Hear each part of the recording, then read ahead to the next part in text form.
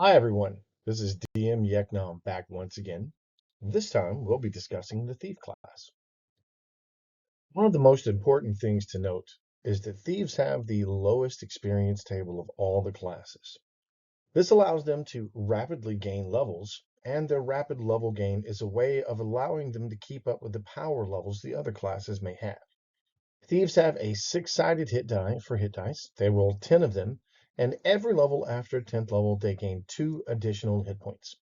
Their Thako, while beginning to be similar to a priest at their starting levels, ends up being a little bit worse. So you can compare their ability to have melee combat and missile combat to that of a priest.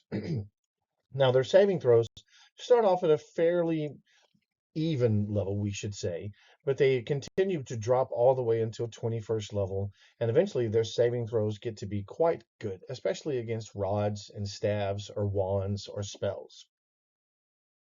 Now, unlike most classes, any race can be a thief, and you only need a 9 dexterity to be a thief. Thieves have a number of special skills that are specific to their class. These skills are all built off of a percentile basis. They can be modified by the specific race of the thief, the dexterity of the thief, or the type of armor that is being worn by the thief. Furthermore, at first level, thieves have a 60-point set of discretionary points that they can divide up amongst their thieving skills. These 60 points cannot be divided up into more than 30 into any one individual skill point. And every level after first level, they gain 30 points, at which point no more than 15 points can be put into any single skill, and no skill can be erased above 95%, including all adjustments. As an option, the DM can rule that some portion of the points earned must be applied through certain skills that have been used through the course of an adventure. So let's go ahead and begin to discuss the types of skills themselves that thieves have. And let's start with pickpockets. Pickpockets itself is a skill that allows a thief to remove or to place something in a very small pocket or pouch or purse that a person may have on themselves. The things filched in such a way must be small, and failure doesn't necessarily indicate that the thief was noticed. There's a completely separate formula, a subtable, as it were, for the DM to keep track of that, and the DM should be the one that keeps track of that. Open locks. Now, open locks is exactly as it says. This is the art of attempting to unlock or lock any padlock, combination lock, puzzle lock, or other such similar locks. If tools to do so are unavailable, there may be a penalty applied to the check according to what the DM thinks. The penalty could be a small penalty or it could be an exceptionally large penalty, depending on the difficulty of the lock itself. The amount of time to open such locks varies, but this is usually only 1d10 rounds to attempt to open the lock or to close the lock. Failure means that the thief is unable to make another attempt on that particular lock until another level has been gained and the thief has had a chance to further hone their skills at opening locks. Thieves are also skilled at finding traps. This applies to small traps and alarm type traps, but it does not include deadfalls, crushing walls, or other large mechanical traps. It does include poisoned needle traps, spring blades, gas traps, warning bells. Once such a trap is found, which requires 1d10 rounds of searching, the thief may attempt to disarm it. This requires a further 1d10 rounds, with failure not necessarily indicating anything other than the thief is unable to disarm the trap. However, if the dice roll is 96 to 100, the thief has set off the trap, and this may lead to deadly consequences. Move silently, one of my favorite skills. It should be noted that when moving silently, a thief's movement is reduced by half. This is the art of moving noiselessly. A thief attempting to do this always believes that they are successful, and the DM should actually make this roll, not the thief. A thief moving silently doesn't know if they have been heard or not, and it can create some very tense moments in the game where the player is wondering if they have or have not been heard, and a good DM can use this to build tension throughout that scene. Another thieving skill is that of hiding in shadows. Now, hiding in shadows cannot be done under direct observation. A thief, however, may try to disappear into shadows or other types of concealment, bushes, curtains, crannies, etc. A thief can only hide this way, as I said, when no one is looking directly at him. The thief remains hidden only as long as the thief remains virtually motionless.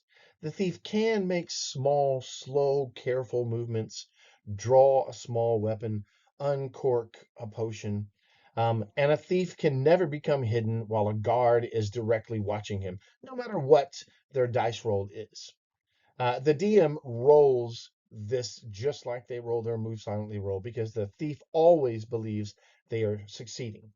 Hiding in shadows also cannot be done in total darkness, since the talent lies in fooling the eye as much as in finding concealment. However, hidden characters are equally concealed to those with or without infravision. Now, certain spells and magical items and other special abilities that reveal invisible objects also reveal the location of a hidden thief. Detect noise. Now, this is a useful skill at all times, but what we have to remember is that a thief has to stop and intently focus to listen. Over the years, thieves develop and hone their ears to pick up even the faintest sounds from a good distance away. And this is that ability to pick up sounds no matter how faint. A good thief has trained their ears to hone in on such sounds, and when focused on trying to hear them, they might actually succeed in doing so. Our next thieving skill is that of climbing walls. And while every character should be able to climb walls, a thief has more practice at it. Not only do they do it better and have a greater chance of succeeding, but they're also almost the only individuals who can climb smooth, sheer surfaces and can do so without having to, use extra tools, ropes, or devices. Thieves also gain the ability to read languages.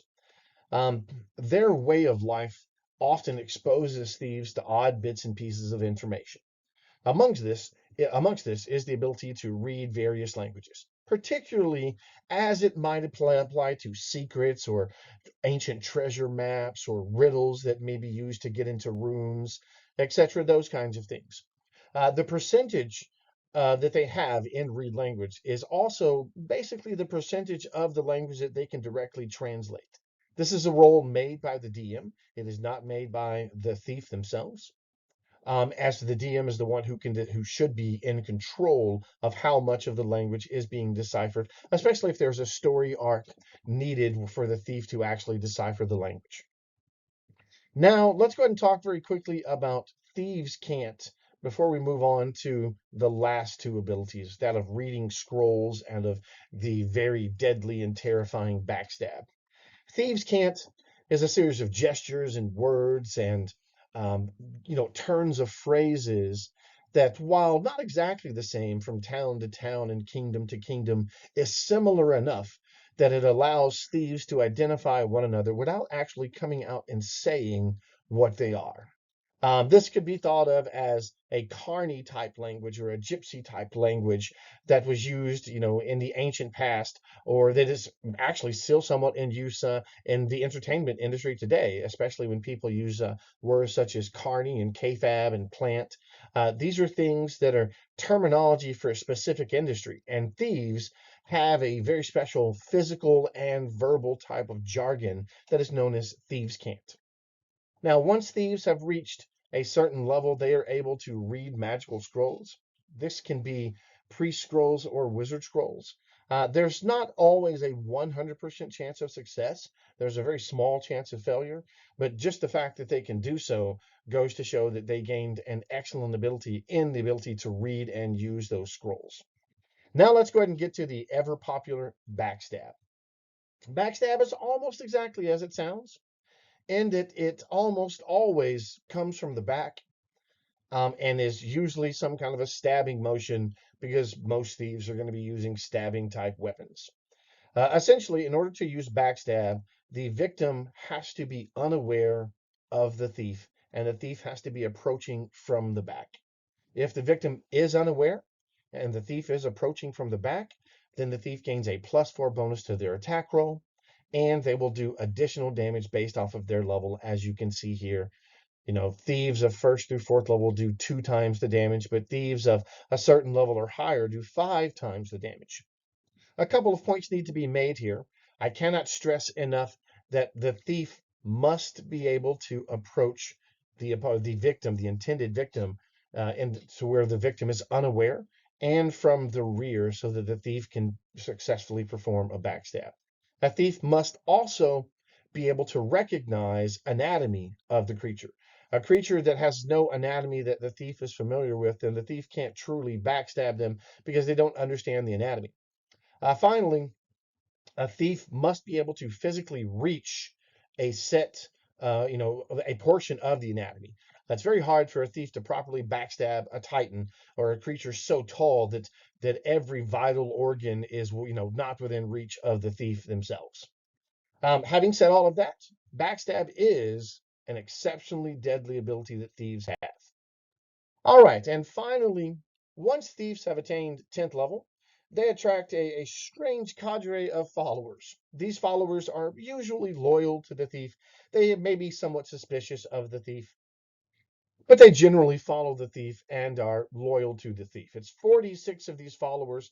They usually will trickle in certain numbers, and the DM and the player will try to make these encounters, memorable, so that these henchmen, these newfound henchmen and hirelings, are individuals that the thief can use to their best advantage. All right, everyone. And with that, that is the end of our discussion of the thief class. This has been DM Yeknom saying if you've enjoyed what you've heard, please like, subscribe, and share, and keep your purses tight because you can never tell when the pickpockets are around. Thank you.